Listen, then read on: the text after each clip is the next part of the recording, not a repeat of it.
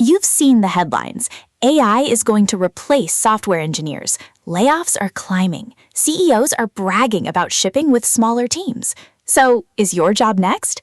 In the next 90 seconds, I'll give you the honest answer, and then a real plan. The fear is that one prompt replaces one engineer. The reality is messier and more interesting. AI is automating the tasks that always made junior work feel mechanical. But the engineers who lean into it are shipping 3 to 5 times more product than they did last year. The job isn't dying, it's splitting. Right now, engineers are splitting into 3 groups. The replaced, the ones whose entire job was writing boilerplate. The stalled, strong engineers who refuse to touch AI tools and are quietly falling behind. And the multiplied, engineers who use AI as leverage and outship whole teams. This course is about getting into that third group. Here's the survival map.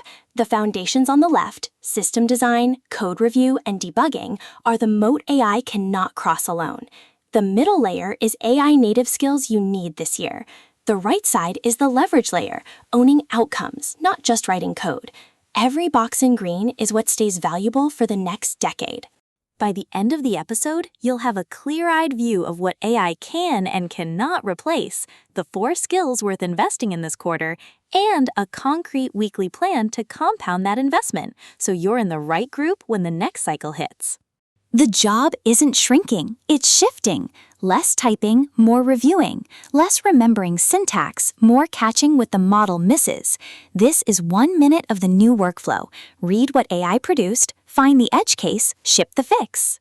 1 episode, 10 minutes, a real plan for the next 12 months. If you're serious about staying ahead instead of being swept along, this is the episode to watch next.